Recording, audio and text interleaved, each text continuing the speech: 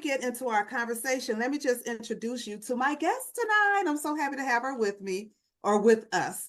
So in a profession of unrealistic demands, the educator's experience can easily become one of redundant compliance and frustration.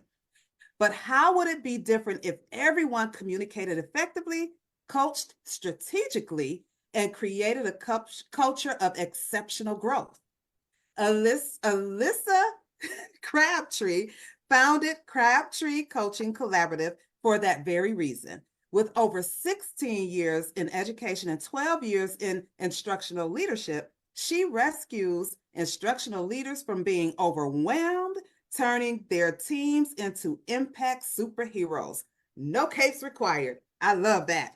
Without further ado, I bring to you an educator, a coach, a leader, an innovative thinker dedicated to activating impactful instruction to help our teachers and students soar.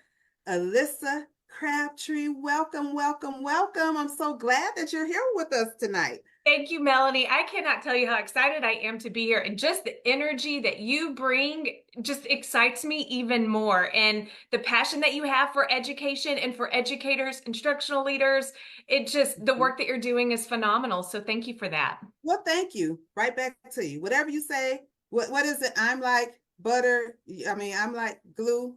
I can never get it right. Whatever you say bounces off of me and sticks to you. So, yes. Rubber and glue. So tonight, everyone, we're going to talk about a big thing in education. So we already know about the teacher turnover rate and how the country on a whole we're losing educators like left and right. And this has been a trend for a few years. And so when we're thinking about how we can retain teachers and how we can help them want to stay in the profession, the next question that comes to mind is, okay, well, what motivates adults? Mm-hmm. What motivations can we employ, or what things can we do to kind of want our teachers to stay in this profession? Because the talent is greatly needed. The children, I believe the children are our future. They are. And if we don't have adults, then what are we going to do? Mm-hmm. So I'm going to throw it on over to Alissa, and I'm going to have you to go ahead and start this conversation about what motivates adults. Yeah. So the very first thing that I want to bring up is something that I know teachers roll their eyes at all the time, is when principals get up and they're like, you need to remember your why. And, and teachers are like, yeah, I know students are why I'm here. But here's what I'm going to say. Administrators, your why needs to be the teachers. And I often hear administrators say, my why are the students. You're bypassing what is in the middle ground. Your why needs to be the teachers. And therefore, their why can be the students. Because if you take care of your teachers, they can take care of the students. And the biggest way that we can do that is by fostering a culture where everyone feels safe and appreciated. Because we are in a profession that is not appreciated. I'm going to pause you right there because you said two powerful words: safe and appreciated. Because and safety can be more than physical safety. Yes. It's mental safety. We have to feel safe enough to take risks without consequences behind those risks. We have to be able to feel safe within ourselves as learners, as leaders, as educators. So those two words are powerful. Yeah. And that's one of the biggest things that I'm sure instructional coaches, you are struggling with, because you leave feedback to teachers and they're like, I'm not going to do that, because what if it blows up in my face? Yep. And then the principal's going to come back and blame me. And so that right there tells me that there's a safety issue. And even between a coach and a teacher, there is often a stigma around coaching that it is very judgmental, that you're coming in and you're going to judge me. And no, I'm not going to feel safe if you're, I always say that teaching is like being a performer. Teaching is your art. It's your craft. You spend time creating it and harnessing it. You're an artist. And then when Mm-hmm. someone comes in and gives you feedback, Mm-hmm. you're dinging my art. Like, Right. what is that? And so you have to create a very safe space. And there's three Mm-hmm. ways that you can do this. Take And notes. take the notes. It is through providing autonomy. I always say it's Mm-hmm. an arc. So it's an arc of motivation, autonomy, relevance, and competence. And we're going to Mm-hmm. talk about what each of those mean. But the first thing that we must address is relevance. Mm-hmm. If we go in and we're providing feedback to teachers, if they're not receptive to that feedback, one thing is they probably don't find it necessary. Mm-hmm. It's not relevant. Why am I going to spend time and energy Mm-hmm. by why am I going to spend time and energy going into it? Mm-hmm. And so I skipped autonomy. I need to go back to autonomy. Okay. So autonomy, Jim Knight says that when we remove choice from a profession, we are devaluing the Mm. professional. And man, how important is that? Autonomy is where we are showing trust in those that we lead. And Mm-hmm. when we show that we trust them, they are also feeling, okay, this is a safe place. Mm-hmm. And And it's so the also way, treating them like professionals, right? exactly. Yeah. And so just going in and saying, okay, team, everyone needs to start working on this, or you need to do this.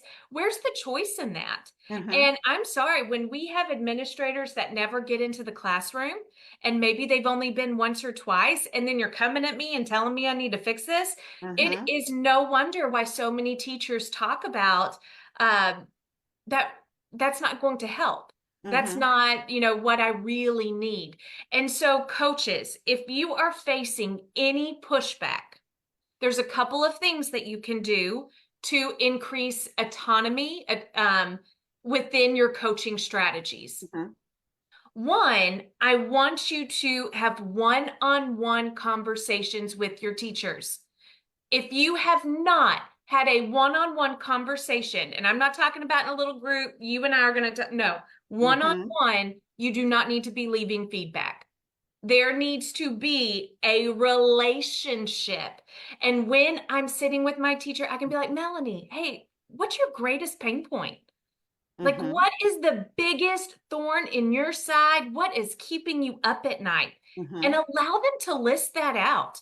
Like, well, students Mm-hmm. aren't coming in and getting to work.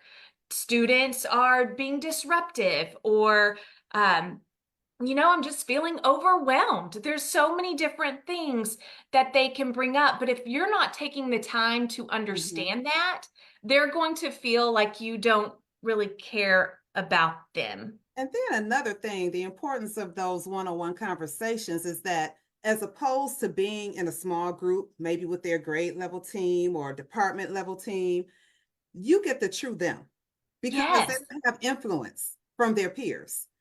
So you're going to get them in their truest form with them not having to perform, and not saying that they do, but not feeling that peer pressure to say what they think that their peers might want to hear them say. So that Mhm. one-on-one conversation is integral. And if you haven't had one by this point in the year, December, it's a perfect time to press that reset button so you can go ahead and have those Absolutely. one-on-one conversations. I would even say administrators, you need to be Mm. having those one-on-one conversations, Yep. especially if you evaluate a teacher. If Mm-hmm. that is someone that you evaluate, everyone deserves that one-on-one opportunity. And when you do, like you said, you're getting to know the individual Mm-hmm. and really what are their pain points. And I love to ask teachers, if I were to wave a magic wand and remove your pain, like solve your greatest Mm-hmm. problem, what would it be? And then I ask them, is this something, if we solved this problem next week, would it be worth putting in a little extra time? Mm-hmm. And for the most part, 99% of the time, they're like, heck yes, it would. It would make Mm-hmm. my life easier. But Mm-hmm. notice what I did. I provided them with choice. They're choosing where they want to work, based on their greatest pain point, Mhm. and they're placing a value on it. They're saying, yeah, it would. And when it's worth their while, that makes all the difference. And then So they're like, that's like a 3-in-1. oh That yeah. what you just said, based on their pain point that they've identified, and an entry point for them, Mm-hmm. and then they get the work done, and it's immediate. Because one thing that you said was important is, select a time next week, because you don't want to have it too far out, because it's Yes. too far in between. But that's a 3-in-1. If you all didn't get that, Yeah. look at I this mean, again and get that. just think about it. If your biggest pain point is students' behavior when they enter the classroom, Mhm. you work alongside an instructional coach, you can nip that in the bud in a week. Mhm. Mhm. Like, and it is, you got to put in a little extra time. But man, if that's on your wish list, what's your wish list? Let's Mhm. work on it together. And so that's one of the ways that you can provide autonomy. Mhm. But then you got to go into relevance. Mhm. Because if they're not thinking, well, I don't need to change anything, that can be a big, like, oh, well, are all students successful? Do all students feel safe? And Yes. so you need to find a way to support relevance. And the biggest strategy that I can give listeners today is when you provide observational notes, none of it should be judgmental. All Ooh. of it should Wait a minute. be Say that again. Say that again. none of your feedback should be judgmental. Mm-hmm. It should all be factual. So Mm-hmm. I walk in, you have 38 students in your second period class. You asked 5 higher level thinking questions, Mm-hmm. and out of 38 students, only 4 students participated. Like, Mm-hmm. to me, that right there is relevant. I'm like, oh my gosh, only 4 students out of Mm-hmm. 38? As a Mm-hmm. teacher, that would shock me. Now, if you just came in and said you need to work on your higher level thinking strategies, Mm-hmm.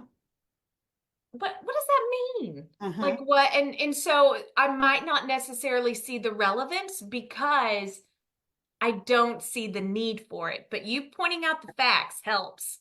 Just the facts, people. Just the facts. Just That's the what we used to say all the time. Just the facts. And a way to get just the facts is to do exactly what Alissa just said. Quantify. We can't say most of the students had their heads down. What's most? You have to, because that's giving no information. It's not evidence. So you have to make sure you quantify and only report what you saw and what you hear, not what you thought you saw and what you thought you heard, yeah. but only what you actually saw and what you actually heard, and put a number behind in front of everything. Everything. Yep. Well, and that even it works in the opposite way as well when I have teachers that are like, oh my gosh, my entire fifth period class is driving me crazy. I'm done with them. And so then I go in and I take observational notes and I might just be like, okay, out of 38 students, only 2 were Mm-hmm. disruptive. So it's not the entire class. You Mm-hmm. actually have 36 students who are amazing and appreciate them. Yes.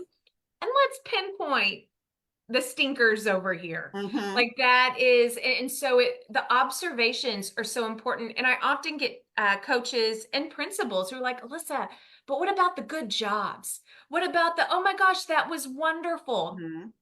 I tell them to be very careful with that because again, that's judgmental. You're placing a Mm-hmm. judgment on it. And oftentimes I might see that great job and stop there. I'm like, Mm-hmm. oh, they said I was good. So I don't Yes. need So to the change praise report. anything. We're not looking for praise reports. No. Now, there is a time and a place, and I would Mm-hmm. tell you when you're doing your one-on-ones, you find areas for glows, you talk about the Absolutely. praise, but for the most part, Mm-hmm. keep it Mm-hmm. keep it to the facts. And then what is it that if you're saying that was such a wonderful job, what was such a wonderful job? Exactly. Name it. What did they do that was such a wonderful job? So you have to name it, because the vagueness is not going to help anyone Mm-mm. improve in any way, shape, or form. So absolutely. And right there, when you have autonomy and you have relevance, Mm-hmm. that is starting to drive motivation. Mm-hmm. Okay, I want this problem to be fixed. I know exactly what will make my life better, and I see a need for it, that I definitely see the need. So there right then is more of a willingness to put Mm-hmm. in the work towards it. Because you mentioned it at the very beginning, Melanie, teacher attrition is a problem, Mm-hmm. and teachers do not feel supported. So by adding autonomy and relevance and showing that you're going to work alongside them, man, Mm-hmm. that support is right there. And that leads me into the third factor, competence. And this one, what I mean by competence is teachers need to feel like they can do it. Mm-hmm. This is not something that's so far-fetched, like you had mentioned earlier. It's not 6 weeks from now. Absolutely. This is something that I can do soon. And I have the tools to do it. Let me tell you, coaches, principals, I cannot tell you how many times I have left feedback or I've seen others leave feedback, and in my head, it makes sense. But the teacher has interpreted it completely different Yes. because I didn't leave a checklist on Mm-hmm. how to implement, or I didn't model it, or I didn't walk the, I cannot tell you how many times, turn and talk, as simple as it might sound, has been interpreted in so many different ways. So you provide tools, model, walk alongside teachers in doing this, and help them see the small wins. Then Mm-hmm. they're going to feel like, oh, I can do this. Mm-hmm. So instructional coaches and principals, anyone as an instructional leader, if you are finding that teachers are demonstrating a little resistance Mm-hmm. towards coaching, it is their part of it could be insecurities. And I don't feel like I can do it. And I need to do it alongside them. As an instructional coach, as a principal, I can't just say, go do this. When they do and it fails, they Mm-hmm. feel like crap. Because they haven't been supported, Exactly. and they really haven't been given the permission to fail forward. Mm-mm. All of us make mistakes, but somewhere along the line, we became these perfectionists who have not been given the autonomy to make a mistake and rebound from it. Yeah, So a lot of that fear and lack of competence is a fear of failure. it is Mm-hmm. 100%. And Mm-hmm. the majority of teachers probably grew up being people pleasers, and they grew up being high Yes, performers. I would ask you to quantify that that majority, but it's almost all. It's almost all. Like I would probably say in the last year, 98% of the educators that I worked with were very high performing in school. Yes. They were people pleasers. They want to do well, and Mhm. they have multiple degrees. So when we're Mhm. coaching adults, we're also coaching egos. Woo! And we need I'm to, I have to write that down as a quote. When you're coaching yes, adults, you're also coaching egos. 100%. When you're coaching students, it's a little easier because that ego's not necessarily there. But adults Mhm. have them, rightly so. They have experience, they have the education behind it. So again, you have to make them feel safe, and you have to provide autonomy, relevance, and competence. Um, and so that goes into one last thing. Administrators, use your coaches appropriately. Yes. Please, because if we want our teachers to stay, teachers need to feel successful and appreciated. Mhm. Coaches are your number one tool to do that. They're your Mhm. secret weapon. But if you're using and abusing them to be an Mhm. administrator light, I guess I would call Quasi it. administrator. Mhm. Yes. Mhm. It's not going to work like coaching, but if you truly use your coaches for what they're meant to be, your teachers will thrive. And that's so true because I've been, and I'm pretty sure that you've had this too, Alissa, in situations with, I've been fortunate enough to be in coaching positions where my coaching was honored. And so with that, I have been able to build relationships with teachers that resulted in impactful work. Yes. But your administrator has to know that you are not a mini them. You're not a miniature administrator. And sometimes, if the administrators don't really know and understand the role of an instructional coach, they can become quite confused as to how to utilize the instructional coach in the building. But the smart administrators will listen to the instructional coaches, and they'll get so much more further and so much more done. The work will be largely impactful for everyone involved. And so I'm glad that you brought that up while we're talking about the ARC. And I love that acronym. I'm an acronym gal. Educators. Right. And so I'm glad that you brought up the role of an administrator in terms of allowing their coaches to be those supports that teachers need, because you will really see the gains in having an instructional coach who is supported by the administrators and working with teachers within confidentiality. 100%. So, yes.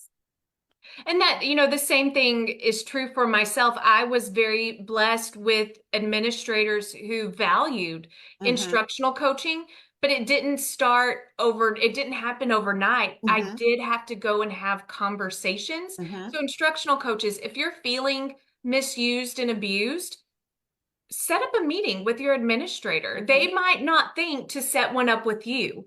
And then you can carve out as a team what coaching is and what coaching is not, and how to best support that. And, I have had very tough conversations with principals recently with, well, Alissa, we just have all these spots to fill. We have to use our coach here, here, and here. And I'm like, not going to take that, because I work with this principal over here who's doing it, and this principal over here who's doing it. You just don't want to take the time to make it happen. And let me tell you, if you want teachers to stay,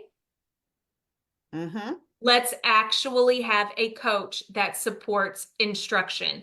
And then your leadership team needs to be instructional leaders as well. So we can make it work. Like, it can work, and coaches need to be with teachers, supporting them, not judging them. Absolutely. And it can work, because I've seen those situations too, where there were, for example, several teacher absences in the building, and I was never called. Yeah. Because my role isn't to be a substitute teacher. Yeah. My role is an instructional coach. And even when I've interviewed for this position, I will ask in the interview, how do you see the coach's role in your building? For example, if you have vacant or absences, do you call on the coach to sub?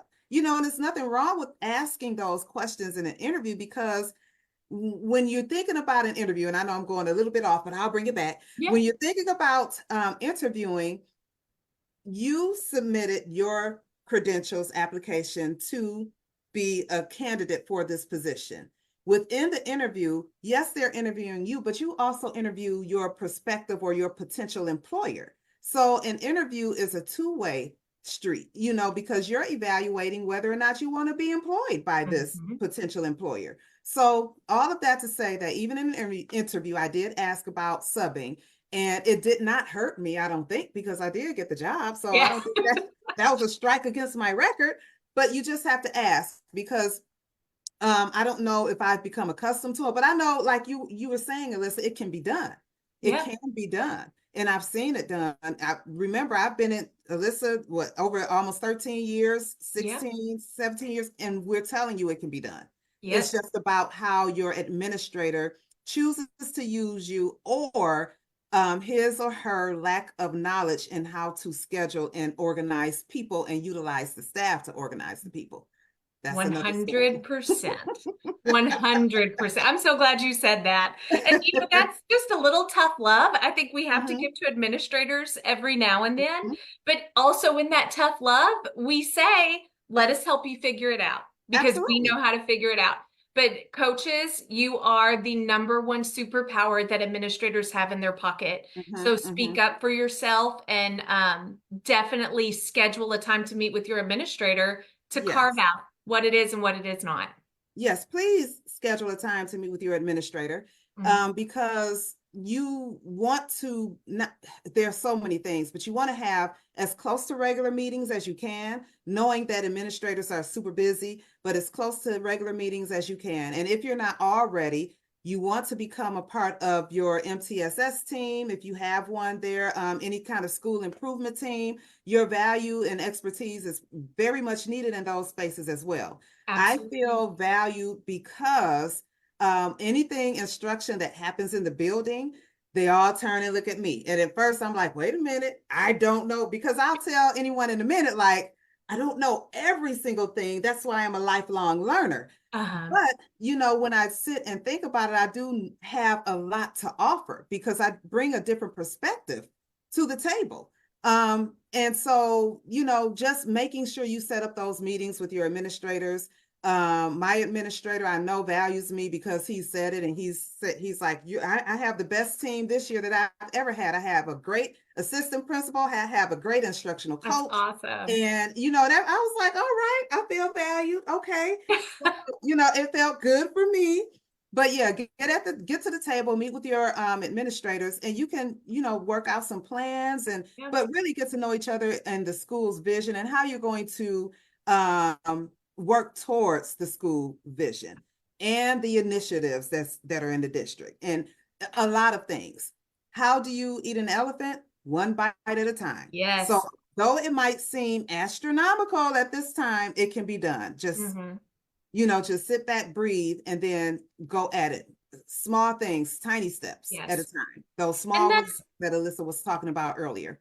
very small steps. And the Mhm. biggest thing that you can do is get into teachers' classrooms. That's why we're so passionate about administrators allowing coaches to be coaches, Mhm. because you cannot show relevance if you're Mhm. not in the classroom. One visit is not going to resonate with the teacher and be like, oh, yes, I need to work towards this now. Right. Because one visit doesn't show the whole picture. So if you want to foster autonomy, relevance, and competence, you have to be visible. And just like you said, Melanie, joining those campus Mhm. improvement teams and instructional leadership teams, your voice will not be relevant Mhm. unless you are in those classrooms Mhm. and you are the eyes and ears, you're able to see those things. Mhm. Absolutely. And again, I love an acronym. That art that I can remember now. I can remember because Yes. I have a word for the words, so You I have can. a word for the word. And then I am, if it's okay with you, Melanie, I'm going to drop a link in the chat. Yes. And what this is it will help people remember the word for the word, the Okay. acronym.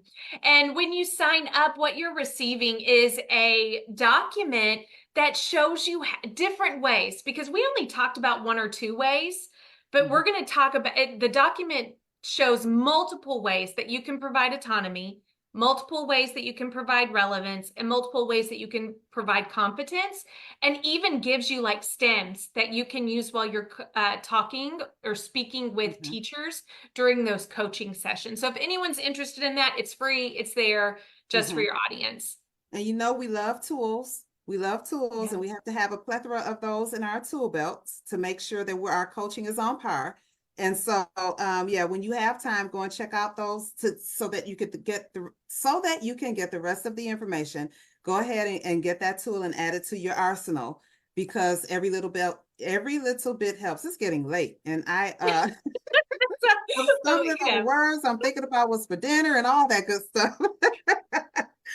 But yes, so any parting or last words, or a takeaway or must do, or something that you have for our audience tonight? I'm just going to urge you, there's two things over this Mhm. holiday break.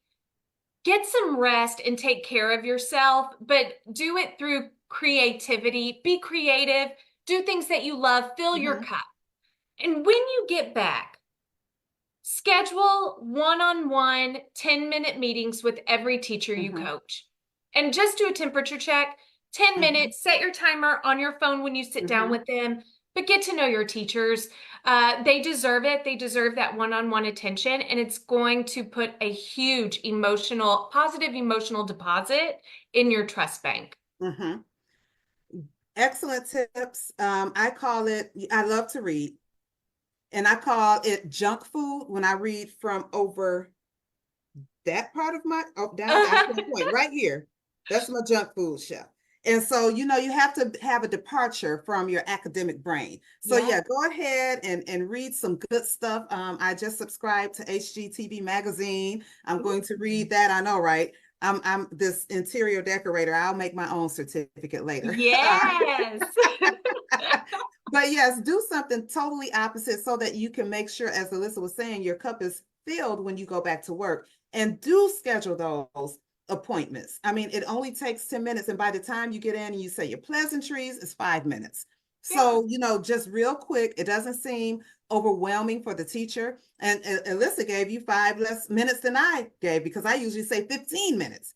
She said do it in 10. So I think you can get it done in 10. Uh, So schedule those 10-minute blocks of time with teachers and so that you can get to know them. And it doesn't have to be so structured, and it can be a general conversation. And your yes. question can be, how can I support, or in what ways might I be able to help you in your classroom, or something like that. Nothing too heavy at this point, because again, you're still, depending on where you are in your career or in this building where you're working, you may have worked here in your building for years, but there's still an entry point. Yep. There's still things that you can glean and learn from the people that you're going to be working with. So yeah, I think those are excellent ideas, Alissa, for our coaches to get ready for the new year. Relax, release, relate, and then review. Yes. and pop up in that new year, a new you, and ready to go. So Absolutely. thank you. That was excellent advice. Thank you so much. Y'all have a great evening. Happy holidays.